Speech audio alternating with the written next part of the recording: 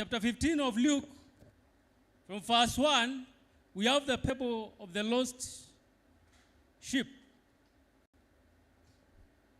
In verse 8, we have the parable of the lost coin. And then from verse 11, we have the parable of the lost son.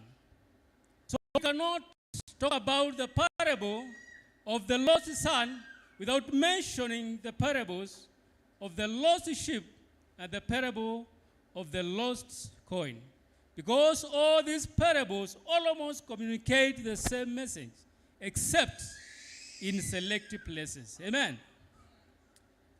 In the parable of the lost sheep, the sheep belonged to the shepherd. In the parable of the lost coin, the coin belonged to the woman. In the parable of the lost son, the son belonged also to the father. But there was something special about the parable of the lost son. Apart from belonging to the father, he was also born of the father. In the parable of the lost coin, the coin was not born by the woman. In the parable of the lost sheep, the sheep was not born by the shepherd. But in the parable of the lost son, the son was born by the father. This young man had a very special relationship with his father. That is why I strongly believe that this parable is speaking into the lives of believers who fall away from their faith and they return home. Amen. Allow me to read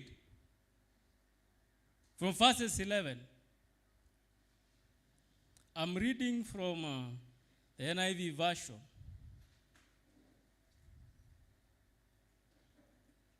Jesus continued and said, there was a man who had 2 sons.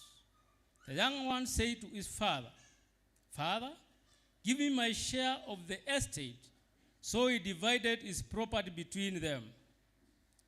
No longer after that, the young son got together all he had, set off a distant country, and there squandered his wealth in wild living.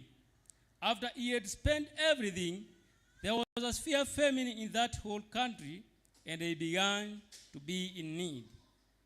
So he went and hired himself out to a citizen of that country, who sent him to his fields to feed pigs. He longed to fill his stomach with the pods that the pigs were eating, but no one gave him anything. Verse 17. When he came to his senses, he said, how many of my father's hired servants have food to spare, and here I am starving to death? I will set out and go back to my father and say to him, Father, I have sinned against heaven and against you. I am no longer worthy to be called your son. Make me like one of your hired servants. Verse 20. So he got up and went to his father. But while he was still a long way off, his father saw him and was filled with compassion for him. He ran to his son, threw his arms around him, and kissed him. Verse 21. The son said to him, Father, I have sinned against heaven and against you. I am no longer worthy to be called your son. But the father said to his servants, quick, bring the best robe, put it on him, put a ring on his finger, and the sandals on his feet. Bring the fattened calf and kill it.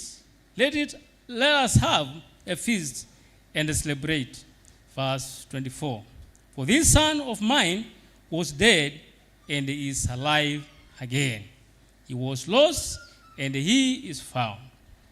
So they began to celebrate. Amen. This young man, as we have seen, he spent everything that he had.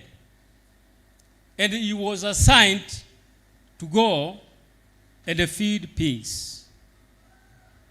And the passage